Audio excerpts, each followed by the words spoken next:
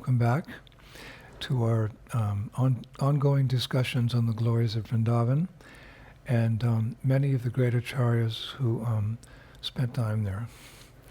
Namo Om Vishnupadaya, Krishna Pashtaya Bhutale, Shrimate Bhaktivedanta Swaminiti Namane, Namaste Saraswati Deve, Gauravani Pacharine, Nivishesha Shunyavadi Paschatade Shatarne. All glories to Prabhupada.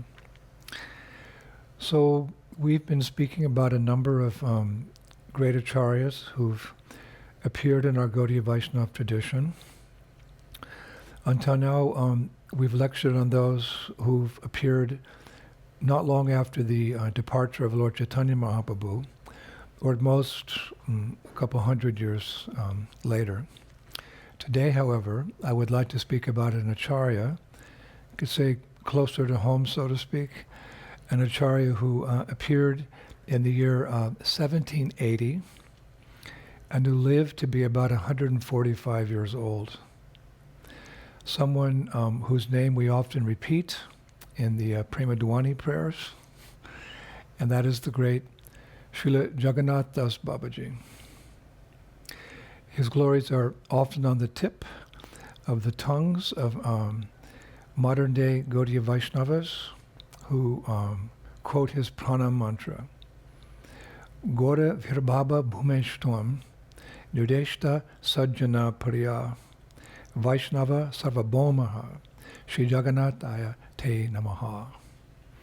Quote, I offer my respectful obeisances to Srila Jagannath Das Babaji, who is respected by the entire Vaishnava community and who confirmed the discovery of the place where Lord Chaitanya appeared, unquote, his pranam mantra.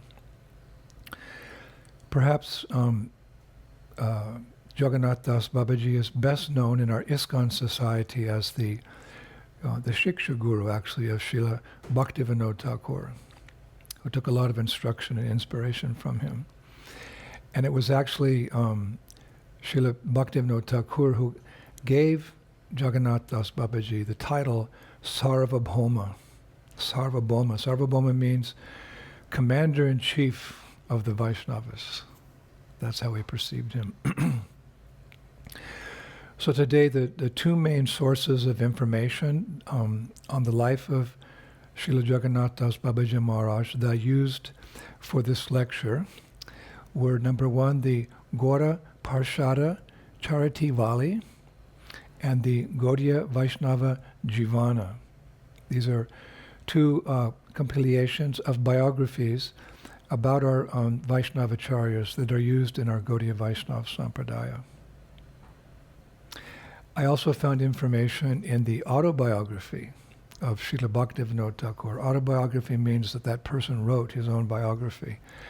So the autobiography of Srila Bhaktivinoda Thakur is called Swalikhita Jivani. Swalikhita Jivani. So in there I found, a lot of interesting information about Srila Jagannath Das Babaji. And I referred also to a few other biographical works about Srila Bhaktivinoda Thakur. Took a lot of research today within our Gaudiya Vaishnava Sampradaya. So our beloved Jagannath Das Babaji, he appeared in East Bengal, what we now call modern Bangladesh.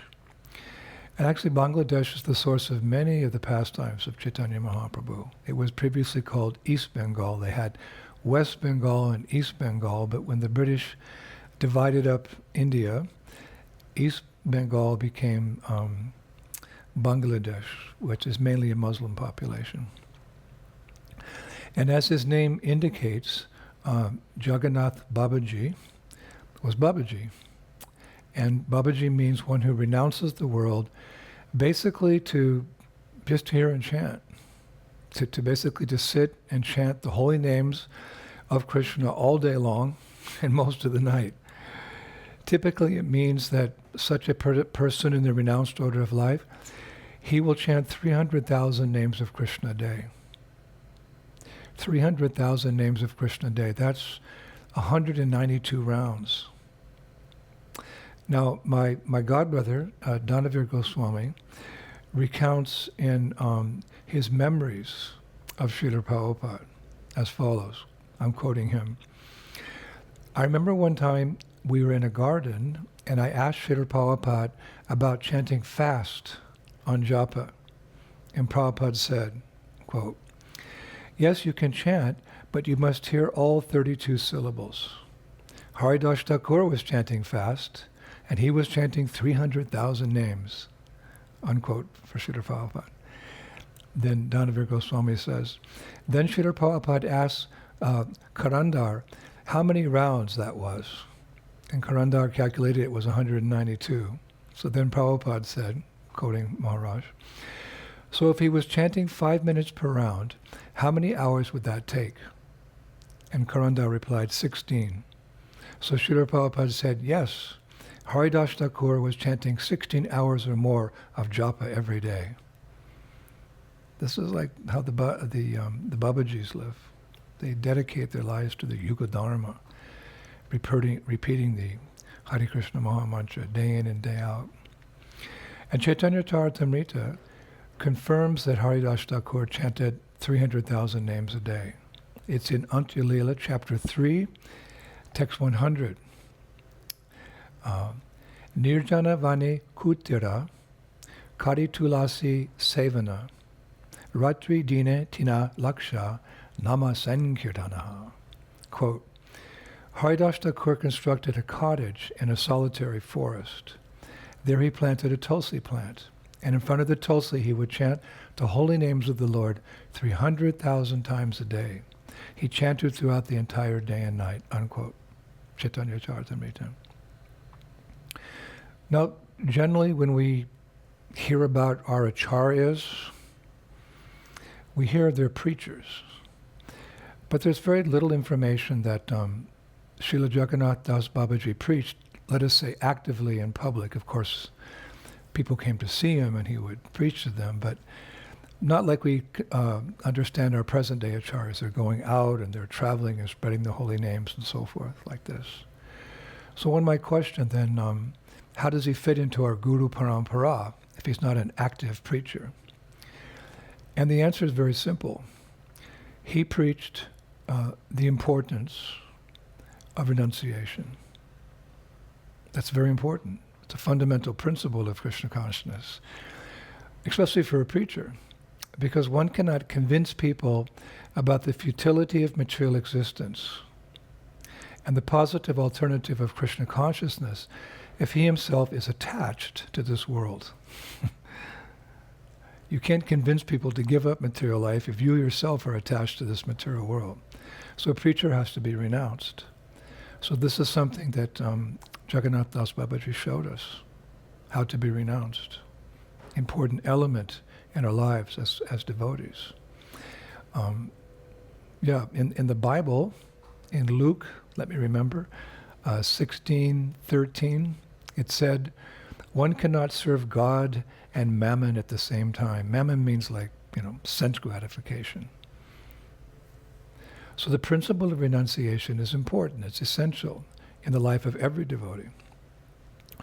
Of course, as we know, becoming renounced is a gradual process, and we can't imitate the renunciation of Srila Jagannath Das Babaji. We can't imitate, we can follow in his footsteps. Actually, he was very renounced.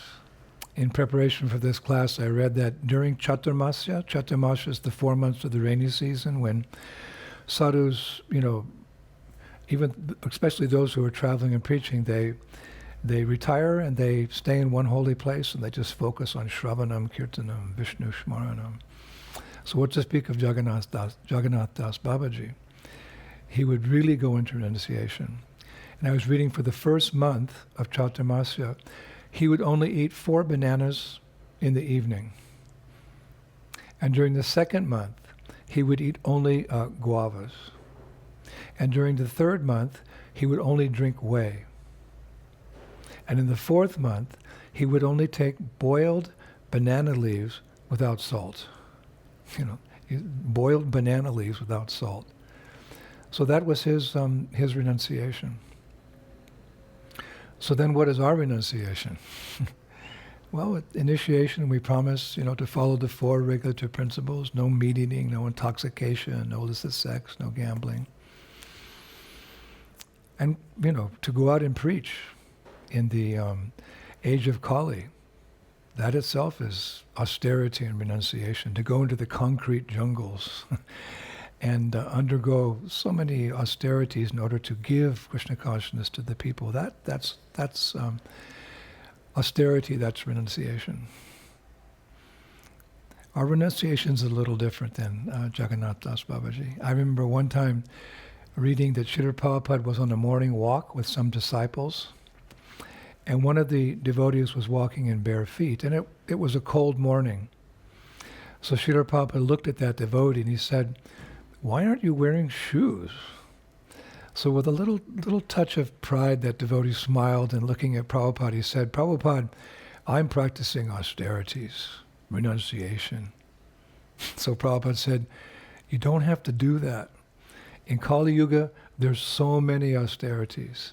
You don't have to increase them by going barefoot. Now put some shoes on." Unquote. Hare Krishna. So Srila Prabhupada also gave a very simple instruction regarding renunciation to my godbrother Satsvarup Maharaj at his sannyas initiation ceremony. Prabhupada was handing him the danda. And as he handed him the danda, he said, "Never look back and think that you have left anything valuable behind. And never envy the position of the materialistic sense enjoyers." Of course, that's an instruction given to a sannyasi, but actually it applies to all of us. When we come to Krishna consciousness, we give up our old ways, our old way of life. So we should never think, "Oh, maybe I left something behind." We have such a wonderful future ahead of us. And we should never envy the position of those who appear to be enjoying. It's not really enjoying, they appear to be enjoying. So, we have to be reminded of these things from time to time. So that's our spirit of renunciation. Of course, this doesn't mean everybody has to be a sannyasi, because what is the principle of our renunciation? Our renunciation, real renunciation, means to understand nothing actually belongs to me, everything belongs to Krishna, and therefore we use everything in Krishna's service. This is called Yukta Vairagya. This is our principle as Gaudiya Vaishnavas, especially now in the 21st century. We're using so much of the science and technology in spreading the message of Krishna consciousness. Vairagya Vidya Nitya Bhakti Yoga Shikshartam Eke Purusha Purana Shri Krishna Chaitanya Sharira Dari Kripambudiryastamaham Papadye. Translation: Let me take shelter of the Supreme Personality of Godhead, Sri Krishna, who is descended in the form of Lord Chaitanya Mahaprabhu, to teach us real knowledge, his devotional service, and detachment from whatever does not foster Krishna consciousness. Our renunciation means to give up sinful activities or anything that's not connected to Krishna consciousness. He has descended because he is an ocean of transcendental mercy. Let me surrender unto his lotus feet. So this is Srila Prabodhananda Saraswati. That's our renunciation, Yukta Vairagya. But we're all indebted to Srila Jagannath Das Babaji for his specific contribution to Lord Chaitanya's Sankirtan movement.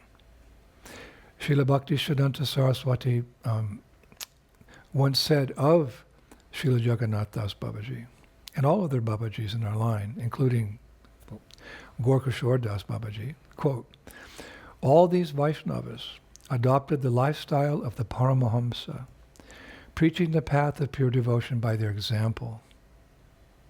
Thus they are the objects of the greatest faith and reverence in the Sri Gaudiya Vaishnava Sampradaya." So we know very little, if anything, about Jagannath Das Babaji's early life, up until the moment he met Srila Bhaktivinoda Thakur. For us, that's where the story begins.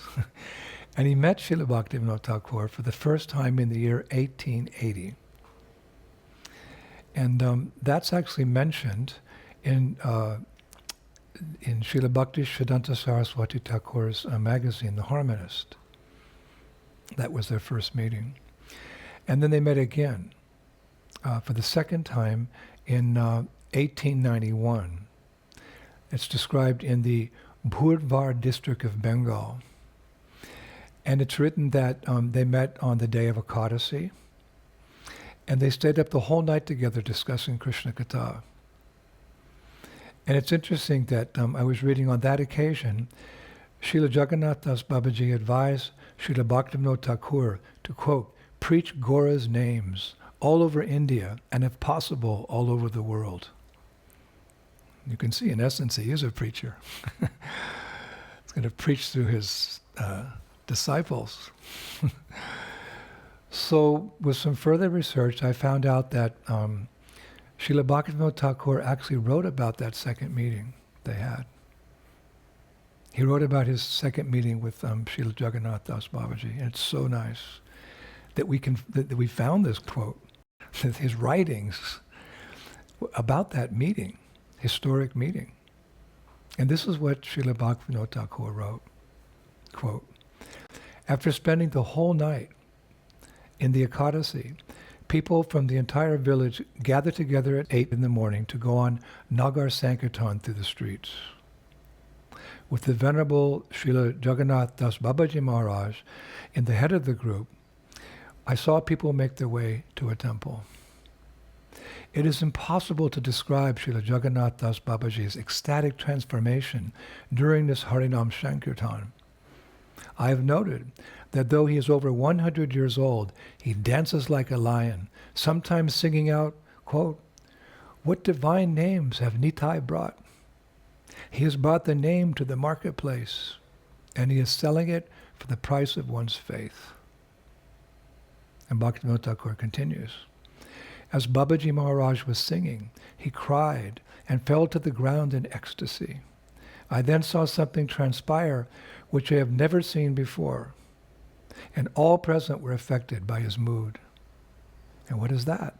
That their eyes filled with tears, and their hair stood on end, and even though they could barely sing, they remained absorbed in the kirtan, and danced wildly in the association of Babaji Maharaj. Oh, to be in that kirtan again. Oh, to be in that kirtan again. So these are the words of Srila Bhaktivinoda Thakur, written down by him. Remembering that wonderful kirtan party that he went on with Srila Jagannath Das Babaji. So this passage which he wrote, it reminds me of a quote we used in our last lecture, where Srila Bhaktivinoda Thakur says in his Harinam Chintamani, quote, if one stays near a pure Vaisnava for some time, one can receive the bhakti, devotional energy from his body, and devotion will soon appear within that devotee's heart. If one stays near a pure Vaishnava for some time, one can receive the bhakti, the devotional energy flowing from his body, and devotion will soon manifest within that devotee's heart who's associating with that pure Vaishnava. And as I mentioned before, it was Bhaktivinoda Thakur who gave Jagannath Das Babaji the title Sarvabhauma, the commander-in-chief of the Vaishnavas. And now we understand why. Now, Jagannath Das Babaji had a very nice routine. He would spend 6 months of the year in Vrindavan and 6 months of the year in Navadvip. And when he was in Navadvip, I was reading, he would sometimes go to Calcutta. Someone may ask, what business does a Babaji who's chanting 192 rounds a day, which takes most of the day and night, what business does a renounced Babaji have in going to Calcutta? Well, the reason he went to Calcutta was to associate with Srila Bhaktivinoda Thakur. Bhaktivinoda Thakur had a residence in Calcutta, which he called Bhakti Bhavan. And the two of them would meet there. Again, they'd have kirtan, katha, prasad, And I was reading on one occasion, Jagannath Das Babaji came from Navadvip to Calcutta, and he brought a Govardhan Shila with him. And he gave that Shila as a present to Srila Bhaktivinoda Thakur. And Bhaktivinoda Thakur actually worshipped that Shila for much of his life with great veneration and devotion because he had received it from the hand of Jagannath Das Babaji. I'm always reminded of Prabhupada's words to me that a gift from a Vaisnava is a very special thing. So, on one of his early visits to Vrindavan, Jagannath Das Babaji took initiation from Jagadananda Goswami of Vrindavan, a Gaudiya Vaishnava. And while he stayed in Vrindavan, he lived out at Suryakund, Suryakund. But Jagannath Das Babaji took Babaji initiation. We say Babaji Vesha. Vesha means dress. He took the Babaji Vesha, the Babaji initiation, from a Babaji called Madhusudan Das Babaji. So sometimes we're a little apprehensive when we hear the word Babaji. Talking a lot about Babajis here today. Because we know Prabhupada warned us about, especially the present day Babajis out at Radhakund.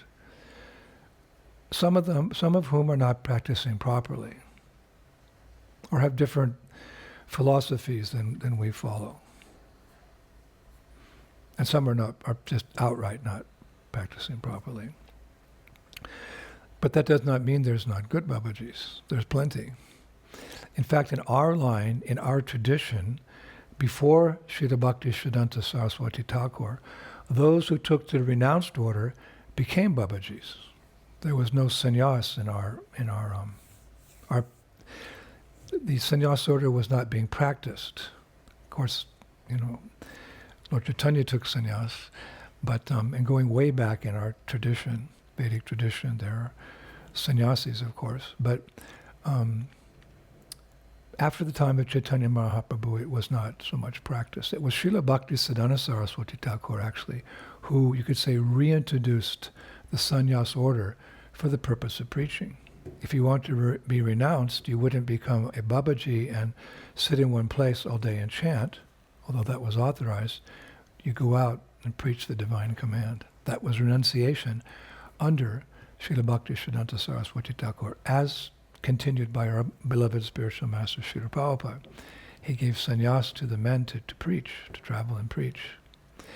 But before Srila Bhakti Siddhanta Saraswati Thakur, those who wanted to be renounced, they were called Babajis. So again, Jagannath Das Babaji's Babaji guru was Madhusudan Das Babaji, or Madhusudan Babaji.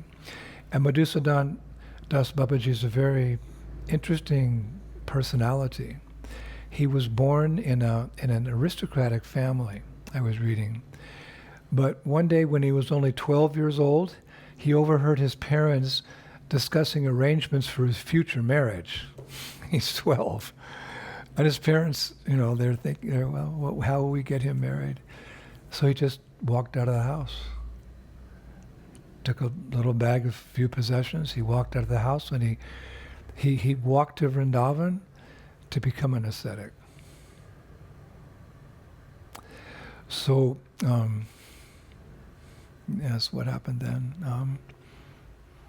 Yes, one day he was sitting on the bank of the Jamuna River, wondering when Krishna would send him a spiritual master.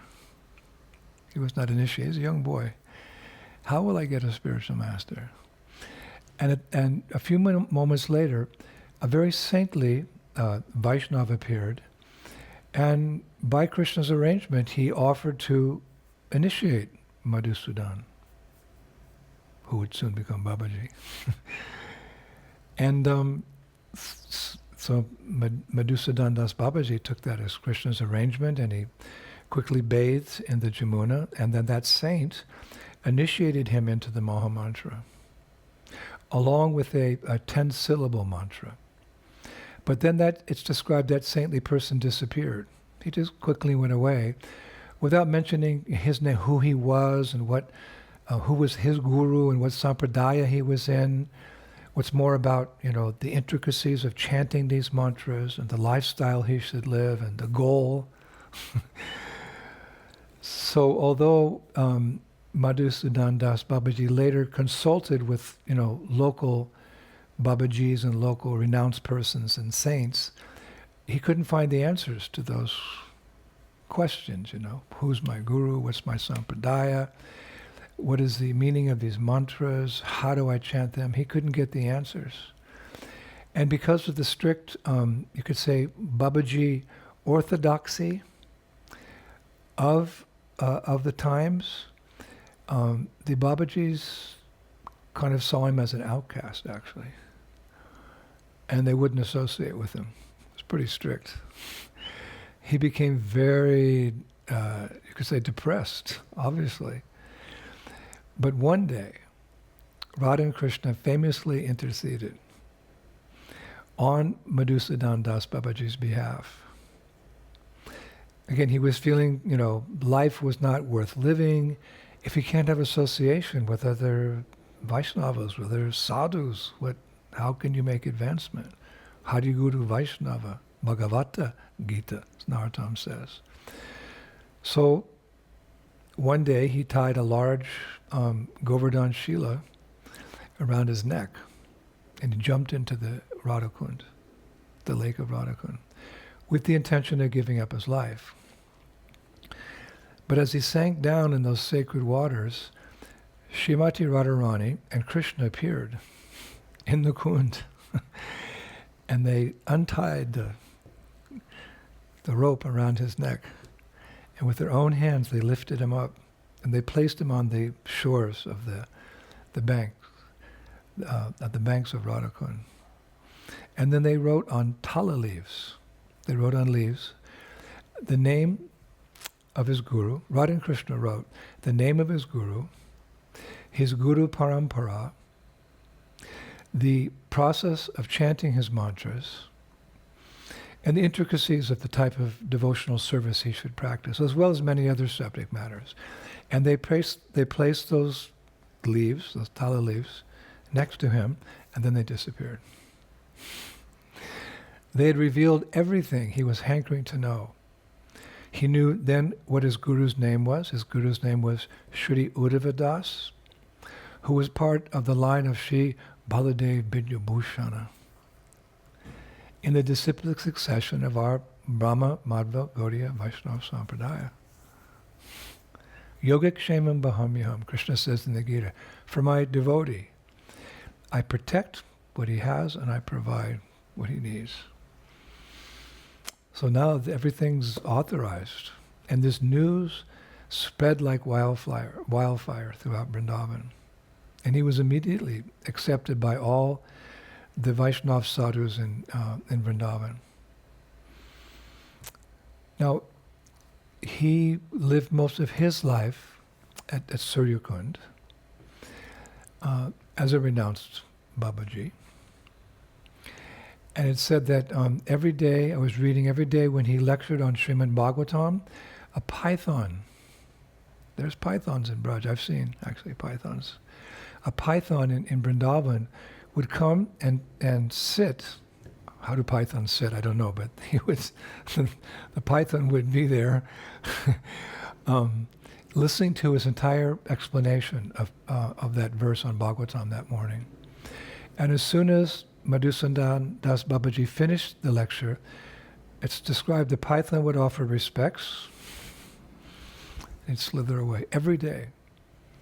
Every day that python would come because Babaji Maharaj would lecture every day. Whoever would come, but the python came every day. And one night, Srimati Radharani appeared in a dream to Madhusudan Das Babaji, a vision. And she told him, quote, in this kund, in this Surya Kund, there is a Govardhan Shila, and it has my crown, jewelry, and veil imprinted on it. It's the Govardhan Shila. So one acharya explained that one time, Radharani put her crown, her jewelry, and her veil on that Govardhan Shila. It left an imprint. And somehow that Govardhan Shila ended up in the deep waters of Suryakund. So Sri Radha said to Madhusudan Das Babaji in the dream, you please take this Shila out, you find out where it is, and you worship it. So the next morning, Madhusudan Das Babaji, he followed the order of Srimati Radhika, and he swam and he went deep and he found that Shila. And I was told that because I've been to Suryakund many times, and I've been to the samadhi there of Madhusudan Das Babaji and Jagannath Das Babaji also. And that Shila weighs 100 kilos. But it's described that Madhusudan Das Babaji lifted it out of Suryakund because it became lighter than a flower. And you can still see that Shila today in his Bhajan Kutir at Suryakund with the imprint of the paraphernalia of Srimati Radharani. And it's described that going there and chanting in the presence of that Govardhan Shila with the imprints of Radharani's paraphernalia helps one to remember and attain the company of great souls. And that's what we want. We want the company of great souls. So next time you come to Vrindavan and you're on Parikrama, you go to Suryakund and you find this Bhajan Kutir of Madhusudan Das Babaji, and they'll see that Shila, and you chant and you pray for the company of great souls. Now, local Brajabasis, they observe the disappearance of Madhusudan Das Babaji with a 10-day festival, starting on the 8th day of the waning moon in the month of Agrahayana. Agrahayana. I didn't know what Agrahayana was, so I found out. Agrahayana is another name for Marga Shirsha. Marga Shirsha. We hear of Marga Shirsha. Krishna says in the Gita that he's this month. Marga Shirsha is the month of December and January. A month's, I am this, Marga Shirsha, the month of December and January.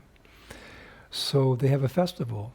The people of Braj, they observe the disappearance of this great devotee of Krishna. And it's really interesting. The festival concludes with Chaushati Mahanta Bhoga. Chaushati Mahanta Bhoga, it means an offering of food to the 64 main associates of Lord Chaitanya. And how they do that, they cook a big feast and then they have these leaf plates and they write the name of each one of the 64 main associates of Lord Chaitanya. And the prasadam's offered and then they put it on the plate. There's 64 plates you can see lined up next to Suryakund for all the 64 main associates of Lord Chaitanya. It's a wonderful festival. Now, it's said that yogis, they keep their tejas, meaning their spiritual strength, in their hair. You see, the yogis, they always have the big top knots. They grow their hair long for a reason. And they tie their hair up here. And then they keep their spiritual strength in their hair. But the spiritual strength of Babajis, that's described, is in their tulsi malas, meaning not just their beads, but whatever tulsi malas they wear. You see in Vrindavan, the Babajis, they're all wearing big beads around their neck and around their chest. That's where they keep their spiritual strength. So throughout his life, Madhusudan Das Babaji, he wore 3 large tulsi bead necklaces his whole life. And then when he was departing this world, he was on his, you could say, his deathbed as he was leaving, he was still wearing them. But as he was leaving this world, these beads that he wore, like they even wear them when they bathe, when they never take those beads off, I see, the Babajis. So as he's leaving this world, just before he left, he took off those 3 sets of beads and gave them to one of his beloved disciples.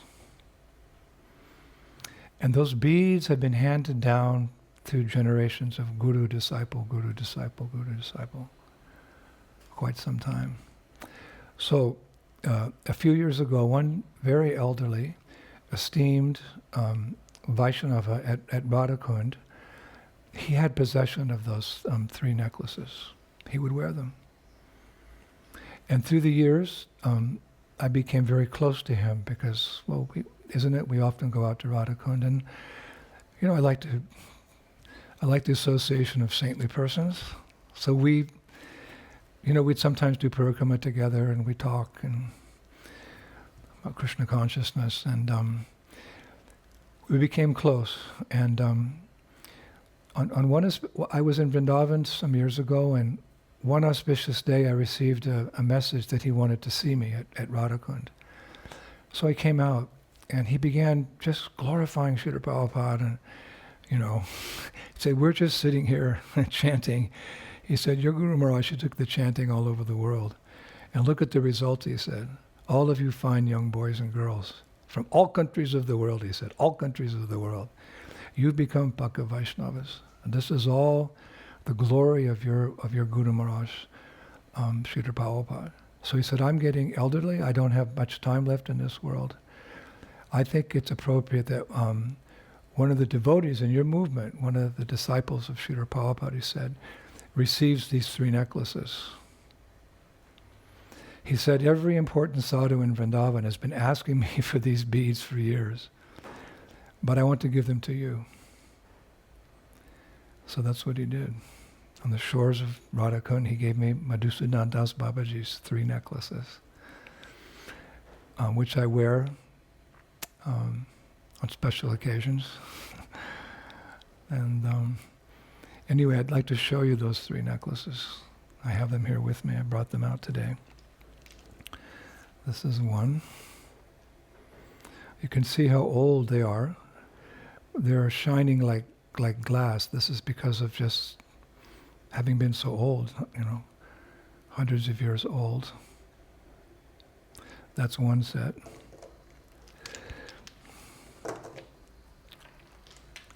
This is another set.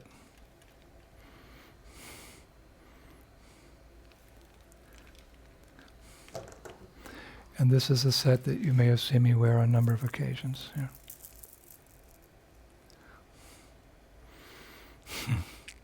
I'll put it on. I'll put a couple on.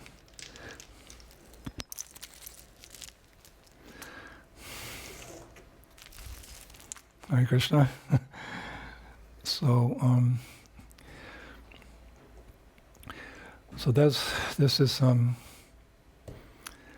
my good fortune, and I'm always praying that that these gifts will make me pure at heart, remove all contamination in my heart, and empower me to represent my spiritual master, Srila Prabhupada, to go out as he did all over the world and preach Krishna consciousness, bring people back to Vrindavan so they can have the Krishna conscious experience. So, Hare Krishna.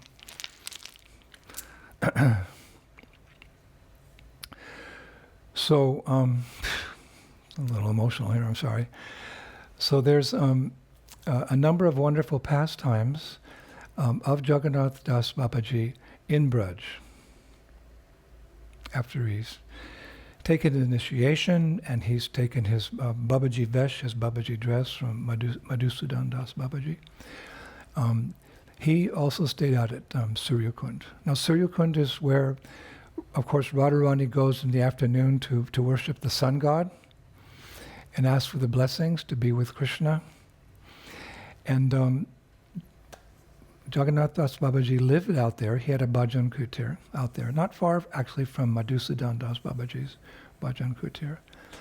And our Jagannath Das Babaji, he worshipped very beautiful deities of Lord Chaitanya and Lord Nityananda out there.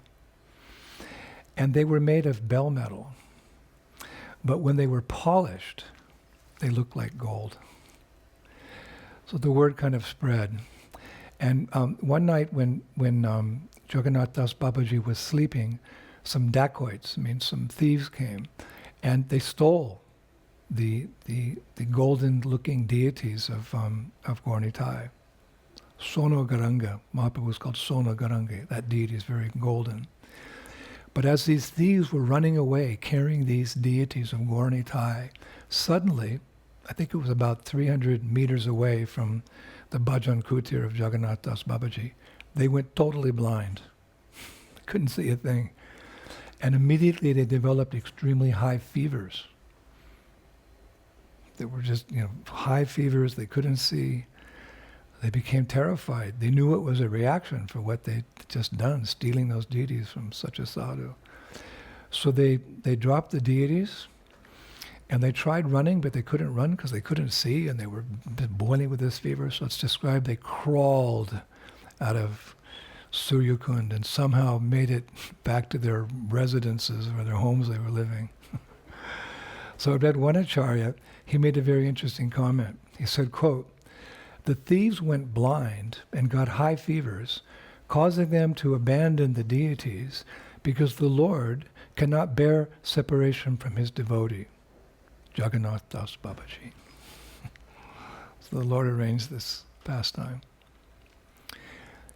But after this pastime, Jagannath Das Babaji became afraid for his beloved deities, because Suryakund's way out in the jungle or the forest of Vrindavan. It's easier for thieves to come and do these type of things. So Jagannath Das Babaji took those two deities into Vrindavan proper, into the village, and he entrusted them to a temple there. And then he went back to Suryakund. But I was reading a few weeks later, he called his servant and he said, "I cannot live without deities. Please find me others." Sometimes we hear that deity worship is for neophyte devotees. It's not so. It's for the Goswamis each had their personal deities. Yes, it is our first contact, one of our first contacts with Krishna, a very personal contact with the Lord in his Archa Vigraha form. But we see advanced devotees. They worship their deities with all their heart and soul. Prandanahe. So he told his servant, he gave the deities to a temple. He said, "I cannot live without deities. Please find me others." So, let's see, some more Vrindavan pastimes with Jagannath Das Babaji. Oh yeah. One morning, Srila Jagannath Das Babaji was walking down the streets of Vrindavan when a street sweeper handed him a roti, a chapati, which Srila Jagannath Das Babaji immediately respected. He took that prasad. But the word spread very quickly throughout Vrindavan. And it's mentioned that all the high-class gentlemen of Braj, they were shocked that, quote, a saint had received food from the hand of a street sweeper, unquote. So a large group of very distinguished citizens of Vrindavan, later that day, they approached Jagannath Das Babaji, and they said, quote, "Babaji Maharaj, you are the crest jewel of all Vrindavan. It pains us to hear anyone criticizing you, but now everyone's talking about you.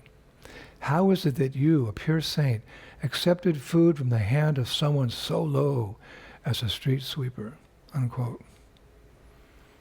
So Srila Jagannath Das Babaji replied. Listen to his wonderful reply. He said, "Sirs, before descending from the spiritual world to this planet, Lord Krishna ordered 88,000 saints to take birth in various families of Braja.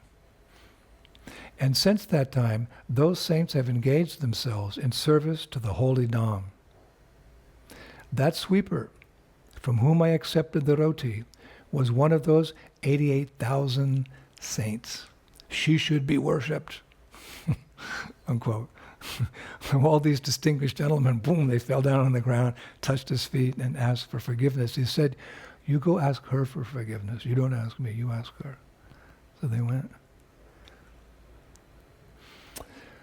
So, let's see. Oh yes. Once near to where Jagannath Babaji was living, I don't know if it was in Vrindavan or Navadvip, because again, 6 months, but one time near to where he was living, a dog gave birth to 5 puppies. And whenever he would take prasadam, those little puppies would come around. Well, when they were puppies, the puppies would come around and they'd lick the food from his plate as he was eating. Now, Babaji Maharaj had a servant, we mentioned that earlier, his name was Bihari Das. So one day,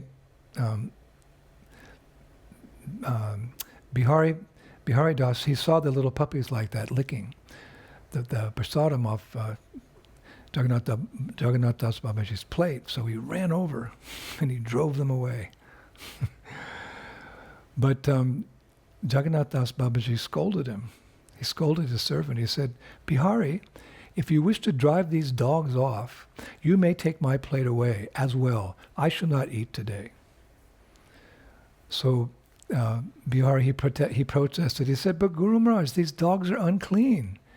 But Jagannath Das Babaji said, no, these dogs are Dhamvasis, residents of the holy Dham. You must treat them with respect. This is a good point for all of us when we're in the holy Dham. We should be very careful not to disrespect any living creature, any living entity. No, these dogs are Dhamvasis, residents of the holy Dham. You must treat them with respect. So, one time Srila Prabhupada said that a pure devotee possesses, quote, all mystic powers. And I was reading one time Jagannath Das Babaji requested his servant, Bihari Das, to read to him from Chaitanya Charitamrita. But Bihari Das, he became very shy, and he said, but my dear master, you know I'm illiterate. I can't read a word. So Jagannath Das Babaji said, no. Simply look at the shlokas, and you will be able to easily recite them. So he started doing that. He started looking at the verses. Didn't know how to read, but he started looking at the verses. And an hour later, Bihari Das was able to recognize and read all of the words. And very soon he was lovingly narrating the pastimes of Lord Chaitanya Mahaprabhu from Chaitanya Charitamrita for Jagannath Das Babaji. From that day on, he could read very nicely. I read very eloquently is the word used. He would read very eloquently. So we often say, don't we? Along with the instructions of the spiritual master comes the ability to execute them. And our acharyas have said that anything is possible for one who has received the mercy of Sri Chaitanya Mahaprabhu and his devotees. Anything is possible for one who has received the mercy of Sri Chaitanya Mahaprabhu and his devotees. Now, as would be expected, in time, Srila Jagannath Das Babaji's fame spread far and wide. As a result, one day, some young aspiring devotees came to be trained by him in Krishna consciousness out at Suryakund. But the first thing that Jagannath Babaji did, noticing that the boys would, often doze off during japa in class, what he did is that nearby his ashram in Suryakund, there was a big garden full of flowers and fruits and vegetables. So each day after the morning program, he would take those aspiring boys and make them work all day long in the garden. And sometimes during the afternoon, he would walk by, chanting japa, and he would say, Hare Krishna, keep up the good work, boys. So some months later, Srila Bhaktivinoda Thakur visited Jagannath Das Babaji's ashram at Suryakund. And when he arrived, some of those young devotees, they came up to Bhaktivinoda Thakur and they complained.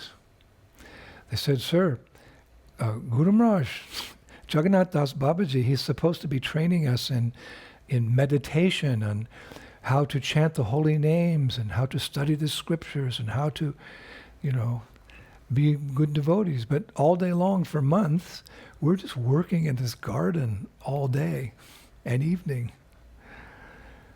So what did Srila Bhaktivinoda Thakur do? He shot right back at them. He said, gentlemen, until you are purified at heart through the practice of devotional services, your attempts at meditation, deep study of the scripture and focusing on chanting will simply result in daydreaming and sleep. So keep working in the garden and purify your hearts until Jagannath Das Babaji feels you're ready to hear without dozing off. Yeah. So as Jagannath Das Babaji got older, his body became very bent. I mean, he lived to be 145, so we've seen older people here in Vrindavan, isn't it, that they're bent over. And his skin became very soft. So his facial skin would sometimes, it would go over his eyes, cover his eyes. And so he couldn't see. So his servant, Bihari Das, would carry Jagannath Das Babaji in a basket on his head. Because he couldn't walk properly, because he was all bent over. And he couldn't see properly. So Bihari was actually, I read, a very stout devotee. So he put a basket on his head, and Guru Maharaj would come in the basket. And he'd carry him. They'd go around like that. And it's mentioned that wherever there was a roaring kirtan, Jagannath Das Babaji would jump out. Although you could say he was crippled in a sense. He all bent over, he couldn't walk well. When there was kirtan, he'd jump out of the basket onto the ground screaming, Nitai ki nam ineti re. Nitai ki nam ineti re. Oh Nityananda, what a wonderful name you have brought to this world. We heard that earlier. But there's the Bengali. Nitai ke nam ineti re. Oh Nityananda, what a wonderful name you've brought to this world. And isn't it true, Prabhus? So yes. Now, in his pranam mantra, we hear about how he helped discover the Yogapith, the actual place of Chaitanya Mahaprabhu's birth or his appearance. And you could say that's probably one of the most significant of his pastimes. At that particular time, Bhaktivinoda Thakur was searching for the actual place of Lord Chaitanya's birth. We call that place Yogapith, where the Lord appears. Like Krishna's Yogapith is in Mathura. So Mahaprabhu's Yogapith is in Navadvip, Mayapur. So at this point in history, during the life of Bhaktivinoda Thakur, there was a lot of discussion, arguments, disagreements as to where the actual Yogapith was. Some people say it was here, some people said it was there. And pilgrims were coming, and the mahant of that particular temple or place, then he was, benefiting from the pilgrims coming and giving donations. So there was a lot of, tension going on, like what's the real place where Mahaprabhu appeared? So Bhaktivinoda Thakur, he was searching for that place. He was looking at old maps and discussing with sadhus, etc. And there's mention of the Yogapith. I was reading the other day in Bhakti Ratnakara. I found a verse in Bhakti Ratnakara, a general description of Mahaprabhu's birthplace in India. It says, quote, in the center of Navadvip, there is a place called Mayapur. It was here in Mayapur that the Supreme Lord Gaurachandra took his birth, unquote. That's there in Bhakti Ratnakara. But the exact spot, no one could agree. So one day, Srila Bhaktivinoda Thakur is looking out from his home across the fields of Mayapur, and he saw in a forest of tulsi plants, a palm tree in the middle of the forest of tulsi plants. There was a palm tree, and emanating from that palm tree was described a mystical light, an aura. So, in his heart, Srila Bhaktivinoda Thakur realized that this was what he was searching for. This is a sign, a divine sign. This is the actual place of Lord Chaitanya's appearance. But then he thought, if I say this is the place of Mahaprabhu's birth or appearance, many people will not agree.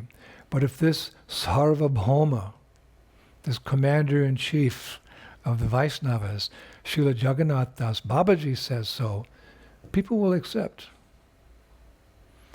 So Srila Bhaktivinoda Thakur went and he asked Srila Jagannath Das Babaji to come with him. And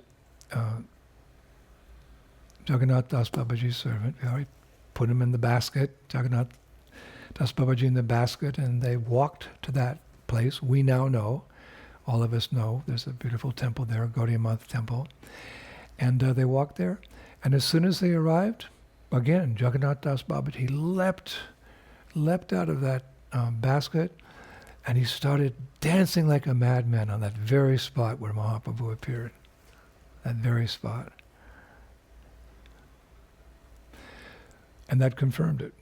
For Srila Bhaktivinoda Thakur, he said, yes, this is the place. Jagannath Babaji said, yes, this is the place of Mahaprabhu's appearance. So for most people in Navadvipa at that time, that's the only proof they needed. To be convinced that that was the Yogapith, the appearance side of Chaitanya Mahaprabhu. And later Bhaktivinoda Thakur, of course, he constructed a temple there, a beautiful temple, which is there to this very day. And sometimes when we're all in Parikrama in Mayapur, we go there and remember this pastime. Hare Krishna. So as, that's always the hard part, isn't it? Talking about the disappearance of these great souls. As his long life came to a conclusion, Srila Jagannath Das Babaji gave his final instructions. He said to his followers, something very simple, but again, eloquence is truth spoken concisely. He said, quote, never forget that Gaura is more merciful and benevolent than Krishna. He said, Krishna is just like a ruler who takes into account your offenses in his administration of justice. But Gaura does not. Never forget that Gaura is more merciful and benevolent than Krishna. Krishna is just like a ruler who takes into account your offenses in his administration of justice. But Gaura does not. And of course, this is why Srila Prabhupada, he explained that he instructed us that before we chant Hare Krishna, Krishna Krishna, Hare Hare, Hare Rama, Rama Rama, Hare Hare, we should chant Jai Shri Krishna Chaitanya Prabhu Nityananda Shri Dvaita Gadadhar Shivaswari Go Bhaktivinoda. So today I've tried my best to share with all of you the glories of Srila Jagannath Das Babaji. Unfortunately, I feel that I haven't done justice to this great Acharya because his glories are unlimited. And how could I anyway, really? Because what's that verse in Chaitanya Charitamrita? It's Madhya Lila, chapter 23, verse number 40. And it's quoting a verse in Bhakti Rasamrita Sindhu 1:417. Danyas yayam nava prema yashon milati chetasi antar vanibir apyasya mudra shushu shu durgama. Quote, even a most learned scholar cannot understand the activities and symptoms of an exalted personality in whose heart love of Godhead has awakened. That's my hope. Even a most learned scholar cannot understand the activities and symptoms of an exalted personality in whose heart love of Godhead has awakened. But we've tried our best, and I feel the purification, and I'm sure you also feel the purification of our association today with this great Acharya in our line, Srila Jagannath Das Babaji. And I would like to conclude today with the words of Srila Bhaktivinoda Thakur. We heard so much today from Srila Bhaktivinoda Thakur about Jagannath Das Babaji. So I can't think of a more appropriate way to end. And here he's speaking about the departure of Jagannath Das Babaji. You can imagine how painful that must have been for Srila Bhaktivinoda Thakur. But let us finish with words from the heart of Bhaktivinoda Thakur. That's most appropriate. About Jagannath Das Babaji's departure. He writes, at 10 o'clock in the morning, in a Bhajan Kutir, in Navadvip town, the old general of the Vaisnavas went to the eternal abode. Siddha Babaji Mahasaya went to the spiritual world, leaving this world in darkness.